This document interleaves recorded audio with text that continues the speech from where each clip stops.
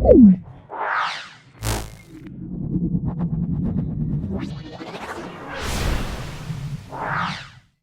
बच्चों, आज हम शुरू करने वाले हैं मैट्रिक्स का 5वां पार्ट। इसके हमने 4 पार्टों में पहले जो बेस था मैट्रिक्स को ऐड करना, सब्ट्रैक्ट करना, मल्टीप्लाई करना और भी कुछ इसका जो बेस था वो हमने सीखा था। और आगे हम इसमें अब सीखेंगे कुछ अलग जो मैट्रिक्स हैं हमारी, उनके बारे में भी जानेंगे। और जो काफ़ी कुछ है इसके अंदर मैट्रिक्स का जो थोड़ा सा अप लेवल में आएगा, लेकिन वो भी है तो खैर बेस का ही, लेकिन वो भी रहेगा, तो वो हम सिखाते हैं आज आपको। तो इसमें पहला टॉपिक हमने लिया है, वो लिया है ट्रांसपोज मैट्रिक्स। तो ये क्या होता है इसके बारे में बताएंगे हम आपको आज। देखो, ट्रांसपोज मैट्रिक्स क्या होती है, जैसे कि हम ट्रांसपोज मैट्रिक्स क्या कहलाती है, वो कौन सी होती है वो बताते हैं आपको। ट्रांसपोज मैट्रिक्स वो होती है जैसे कोई हमें एक मैट्रिक्स दे रखी है, तो हम उसके स्तंभों को पंक्तियों में और पंक्तियों को स्तंभों में अगर बदल दें तो वो हमारा ट्रांसपोज मैट्रिक्स कहलाता है। ठीक, मैं इसकी परिभाषा लिख देता हूँ। तो जैसा कि आपको दिखाई दे रहा है, ठीक है। ट्रांसपोज मैट्रिक्स क्या होती है, मैंने आपको बताया था, यदि किसी दिए हुए आव्यूह, जैसे कि हमें कोई ए आव्यूह दिया हुआ है, उसकी पंक्तियों को अगर हम स्तंभों में बदल दें और स्तंभों को पंक्तियों में बदल दें, तो हमको जो प्राप्त आव्यूह होगा उसे हम क्या कहेंगे, उस आव्यूह का परिवर्त आव्यूह कहेंगे। पहली बात, इसको प्रदर्शित किससे करते हैं, तो वो देख लो ए डैश, है ना, ए डैश से, या स्मॉल टी से, या फिर ए कैपिटल टी से। इस तरीके से हम इसे प्रदर्शित करते हैं। टी का मतलब होता है ट्रांसपोज, आपको समझ में आ ही रहा होगा, तो कोई दिक्कत ही नहीं है। देखो, ये तो रहा। तो अब जब हम इसकी स्तंभों को पंक्तियों में चेंज कर देंगे और पंक्तियों को स्तंभों में चेंज कर देंगे, तो वैल्यू चेंज, इसका जो कोटि उसकी, जैसे ए की कोटि जो होगी m/n से, वो क्या हो जाएगी, चेंज हो जाएगी। तो किस में चेंज हो जाएगी, ए डैश की कोटि क्या कहलाएगी, फिर n/m हो जाएगी। ठीक, ये यहाँ तक क्लियर है, ठीक है ना। जैसे कि मैं एक एग्जांपल ले लेता हूँ उसको समझाने के लिए आप लोगों को। जैसे कोई भी हमें एक ए मैट्रिक्स दे रखी है, सपोज दैट, जैसे कि 3 4 5 2 3 8, कोई मैट्रिक्स हमें दे रखी है, ठीक है ना। कोई मैट्रिक्स हमको दे रखी है, तो हम इसे क्या करेंगे, अगर चेंज करेंगे तो कैसे करेंगे, देखो 3 4 5 2 6 8, ठीक है ना। इसको हमें क्या करना है, अब इसका परिवर्त अभी उसने पूछा है, बताइएगा कि इसका ए डैश, या जो ए डैश, या फिर ए स्मॉल टी, या फिर ए कैपिटल टी, ये हमसे इसमें पूछेगा। इसमें से कुछ भी लिखा होगा तो हमें क्या निकालना है, हमें बस इसका ट्रांसपोज करना है सिंपली, ठीक है ना। आव्यूह के स्तंभ को स्तंभ को पंक्तियों में और पंक्तियों को स्तंभ में बदल देंगे। तो देखो कैसे बदलेंगे, तो हमारी जो ए डैश होगी वो क्या हो जाएगी, ये हमारी पंक्तियां हैं, इन पंक्तियों को स्तंभों में चेंज कर दो, ठीक है ना। ये पंक्ति, या फिर ऐसे देख लो, स्तंभों को पंक्तियों में चेंज कर दो, 3 और 2, तो ये हमारी पंक्ति बन गई, ठीक है ना। 4 6, तो ये हमारी पंक्ति बन गई। ये 5 8, तो ये हमारी पंक्ति बन गई। आई होप ये आपको क्लियर होगा। देखो यहाँ पर हमारा जो मैट्रिक्स था वो क्या था, यहाँ पर जो मैट्रिक्स था वो हमारा 2/3 का था, है ना, 2/3 का था। ऐसे ही यहाँ पर क्या हो जाएगा, हमारा चेंज हो गई 3/2 का हो जाएगा। ओ शिट, चलो ठीक है ना, क्या हो जाएगा, वो 3/2 का हो जाएगा। तो आई थिंक ये आपको क्लियर हुआ होगा। और वीडियो को लाइक ज़रूर कर दिया करो, शेयर कर दो अपने फ्रेंड्स के पास, जिससे कि उनके पास भी ये स्टार्टिंग ही हुआ है, तो उनके पास भी बेस से ही जो भी है समझ में, उनको भी समझ, वो भी साथ में मेरे आ जाएं तो वो भी समझते रहें साथ के साथ ही, तो बेटर रहेगा उन लोगों के लिए भी। और कमेंट जरूर कर दिया करो मेरी वीडियोस पे, जिससे कि जो भी आपको जैसे जैसे समझ में आता है उस हिसाब से, तो अच्छा लगता है कि आप कमेंट करते हो। तो ठीक है ना, ये आपको आई थिंक क्लियर हुआ होगा बहुत अच्छे तरीके से। आगे बढ़ते हैं, एक नया टॉपिक लेते हैं। अच्छा देखो, अगला जो है हमारा, वो कह रहा है coefficient matrix and augmented matrix. इसे हम हिंदी में कहते हैं गुणांक आव्यूह। तो गुणांक आव्यूह क्या होता है मैं आपको बताता हूँ। जैसे कि हमें कोई भी एक, या जैसे कि हमें कोई भी 2 या 3 हमें कोई इक्वेशन दी होंगी। जैसे कि हमें कोई इक्वेशन दिया हुआ है जिसमें हमको, एक minute, a1 x plus b1 y plus c1 z बराबर d1, इस तरीके से हमें कोई भी 3 या 2 जितनी भी हैं इक्वेशन दी हों, तो हम क्या करेंगे, उनके कोफिशिएंट को ले लेंगे केवल, ठीक है ना। तो उनके कोफिशिएंट को लेके हम क्या करेंगे, एक मैट्रिक्स को बनाएंगे और वहाँ से उसको हम सॉल्व कर लेंगे, ठीक है ना। तो इस तरीके से, जैसे कि हमें कोई 3 समीकरण हमको दे रखे हों, ये 3 हमें समीकरण दे रखे हों, तो हमें ये 3 इक्वेशन दे रखे हैं, तो हम क्या करेंगे, तो एक्स वाई जेड के जितने भी कोफिशिएंट हैं गुणांकों से जो एक हमारा जो आव्यूह बनेगा, हम क्या करेंगे उसी को, देखो जैसे कि मैं ज़रा लिख के बताता हूँ आप लोगों को, ठीक। तो देखिएगा, जैसा कि मैं आपको बता रहा था कि जैसे 3 इक्वेशन में दी होंगी और रैखिक समीकरणों का जो निकाय है हमारा, देखो मैं बात क्लियर बता दूँ आप लोगों को, जो हमारे एक्स वाई जेड के गुणांक हों, जैसे हमारा एक्स वाई जेड का जो गुणांक दिया हुआ है, गुणांकों के क्रमबद्ध करने पर जो हमें मिल रहे हैं A1 A2 A3 B1 B2 B3 C1 C2 C3, तो जो हमारा गुणांकों से बन रहा है ना, गुणांकों से जो हमारा गुणांकों को क्रमबद्ध करके जो अवयव बन रहा है उसे हम कहते हैं गुणांक अवयव, मतलब कोफिशिएंट मैट्रिक्स, ठीक है ना। और जो हमारा अचर पदों, जैसे कि हमारा जो ये D1 D2 D3 दिया हुआ था, जो ये D1 D2 D3 दिया हुआ था, उनको भी हम जब इसमें इनके साथ में ऐड कर लेंगे तब हमारी जो मैट्रिक्स बनेगी उसे हम क्या कहते हैं, उसे हम कहते हैं ऑगमेंटेड अवयव, ठीक है ना। तो हम इसे क्या कहेंगे, इसे कहेंगे हम ऑगमेंटेड मैट्रिक्स, ठीक है ना। आई होप यहाँ तक आपको क्लियर अब हो गया होगा। मेंटेड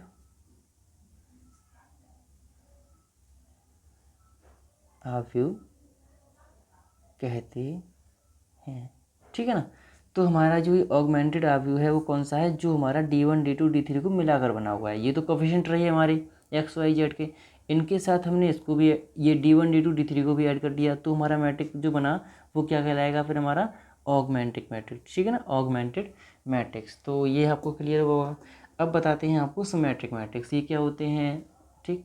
तो पहले इसकी परिभाषा लिख लूँ, मैं वैसे आपको अच्छी तरीके से समझाऊंगा।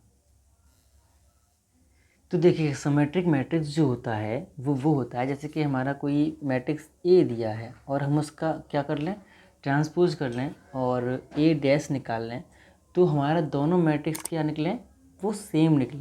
अगर वो सेम निकलेंगे तो हमारा जो मैट्रिक्स कहलाएगा वो क्या कहलाएगा, सिमेट्रिक मैट्रिक्स कहलाएगा, ठीक है ना। सिमेट्रिक मैट्रिक्स कब कहलाएगा, सममित अवयव कब कहलाएगा, जब हमारा ए डैश के इक्वल होगा। जैसे कि हमें कोई भी एक इक्वेशन दे, जैसे कि हमें कोई एक मैट्रिक्स दे रखा है 2 4 3 4 3 2 और 3 2 4, तो आप इसे देख सकते हैं। अगर हम इसको चेंज करेंगे, ए डैश इसका अगर हम फाइंड करते हैं, है ना, तो हमें क्या मिलेगा, इसको हम यहाँ लिखेंगे तो देखो सेम टू सेम वही रहने वाले हैं, ठीक है ना।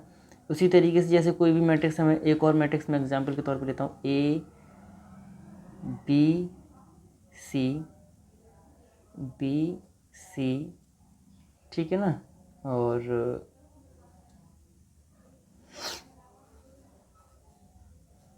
ए बी सी ये हो गया हमारा। यहाँ पर देखो, एक तो ये तो क्लियर है कि हमारा ये ए बी सी तो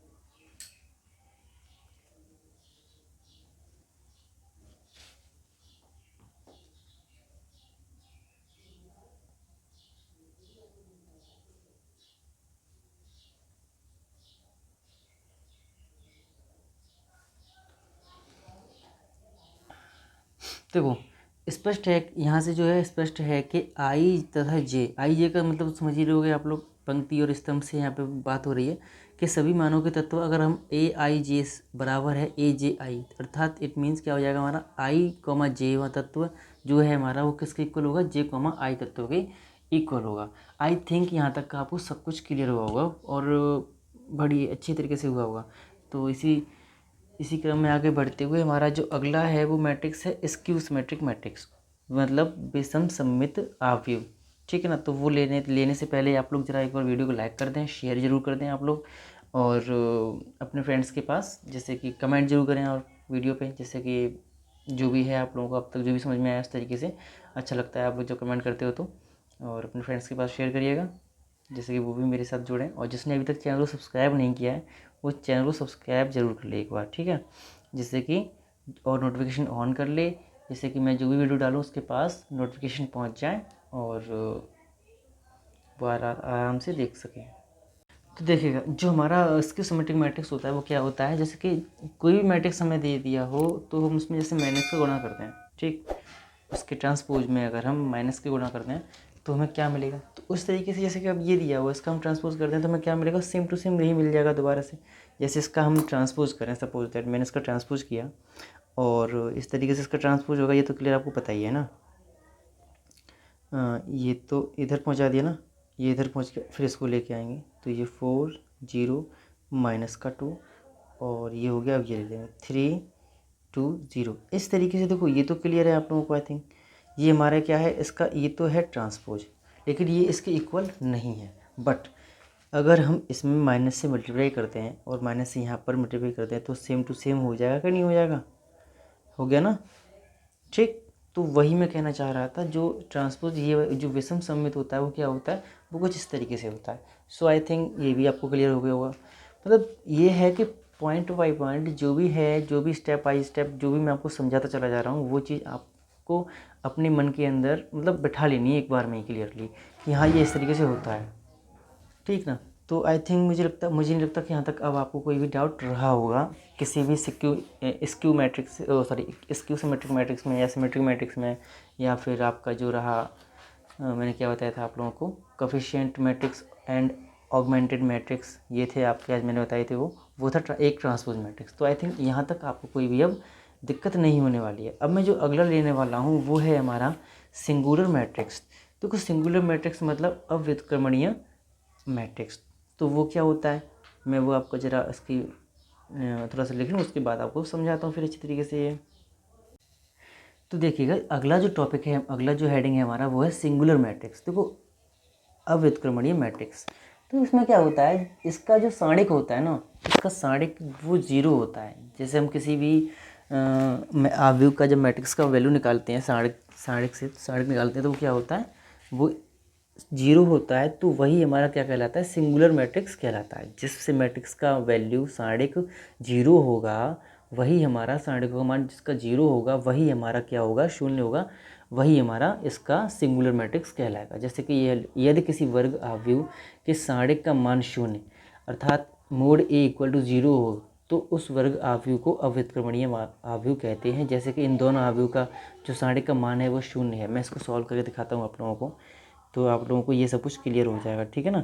तो वही है कि जहाँ इनका जिस सारणिक का वैल्यू जीरो निकलेगा वही हमारा क्या कहलाएगा, वही हमारा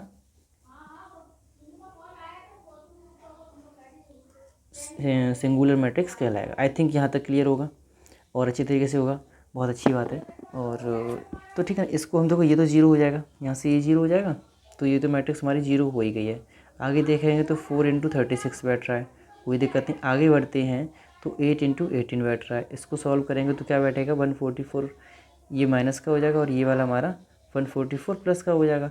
सिंपली हमारे ये भी घट जाएंगे तो ये हमारा इसका मान क्या निकला, जीरो निकला। तो मतलब वही कहना चाह रहा हूँ, जिस सारणिक का जो मान है वो जीरो निकलेगा वो हमारा क्या कहलाएगा, सिंगुलर मैट्रिक्स कहलाएगा, ठीक है। तो यहाँ तक तो आई थिंक अब आप लोगों को सब कुछ क्लियर हो ही गया होगा। और आगे जो है हमारा वो है सहखंड आव्यूह, ठीक। आज के लिए मैं इतना ही लूँगा। सॉरी एक और ले लेते हैं, नॉन सिंगुलर आव्यूह मैट्रिक्स है वो लेते हैं ज़रा, एक मिनट। तो जैसा कि यहाँ आपको नाम से ही दिखाई दे रहा है कि नॉन सिंगुलर मैट्रिक्स मतलब सिंगुलर मैट्रिक्स का उल्टा।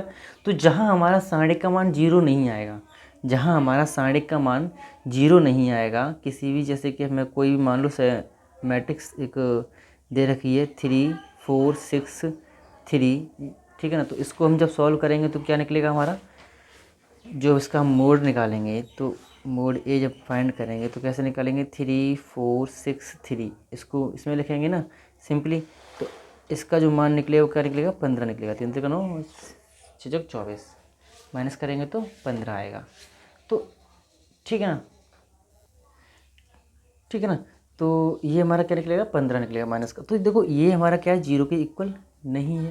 इट मीन्स हमारी ये क्या कहलाएगी, नॉन सिंगुलर मैट्रिक्स कहलाएगी।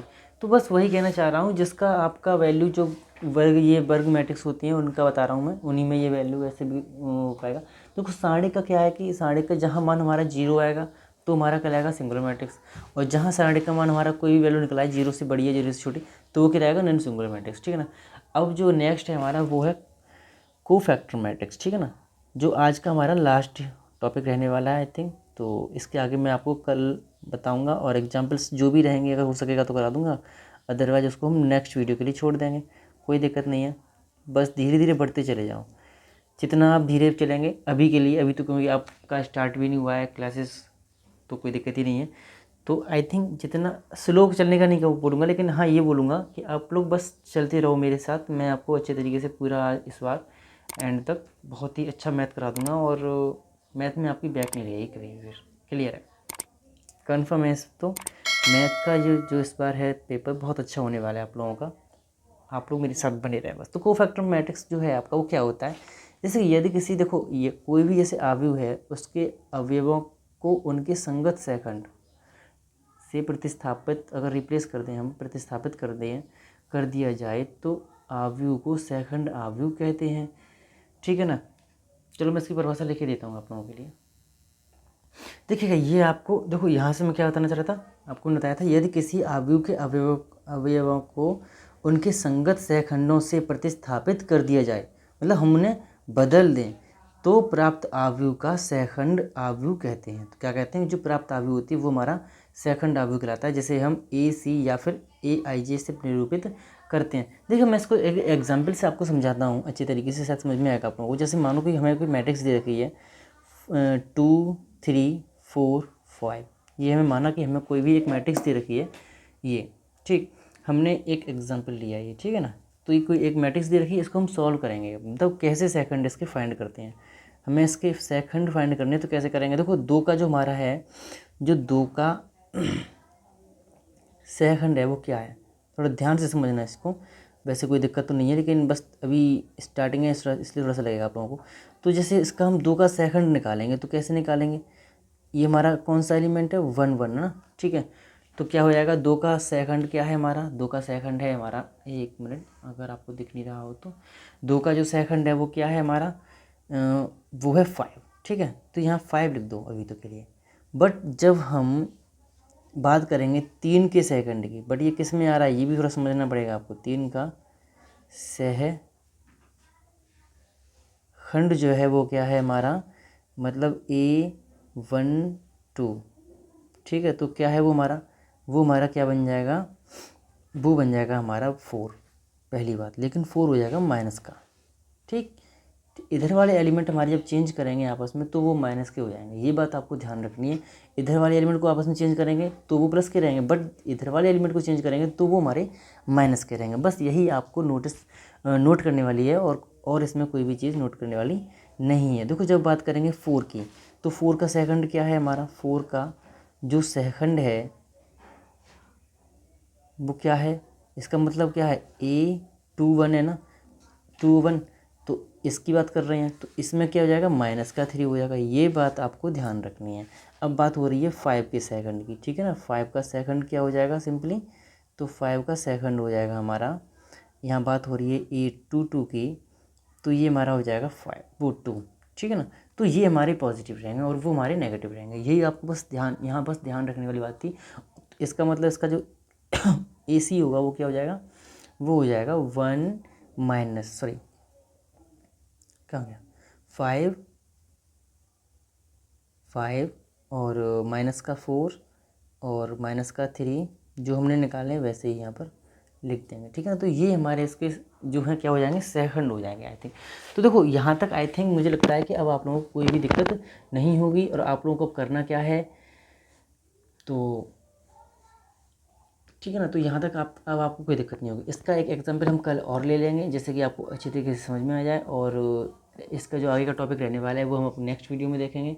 यहाँ तक अगर आपको कोई भी डाउट है या अगर अच्छा समझ में आ रहा है तो आप मुझे कमेंट करिएगा। वीडियो जो भी हैं हमारे उन्हें लाइक करिएगा। और देखो वीडियोज़ को शेयर जरूर कर दें। जिसने अभी तक मेरे चैनल को सब्सक्राइब नहीं किया है तो वो चैनल को सब्सक्राइब ज़रूर कर लें, जिससे कि उसको और उसका नोटिफिकेशन ऑन कर ले, जिससे कि जो भी मैं वीडियो डालूँ उसके पास समय से पहुँच सकें, ठीक। और वो आराम से देख सके आसानी से। तो यहाँ तक आज तक का लगता है, मुझे नहीं लगता कि आप लोगों को कोई भी चीज़ ऐसी है कोई डाउट रहा हो। अगर डाउट रहा है तो आप लोग मुझे व्हाट्सएप या कमेंट कर सकते हैं आई थिंक। तो मुझे कमेंट का रिप्लाई मैं ज़रूर करूँगा आप लोगों का। वीडियो को लाइक ज़रूर करते रहा करिएगा मेरी को। ओके।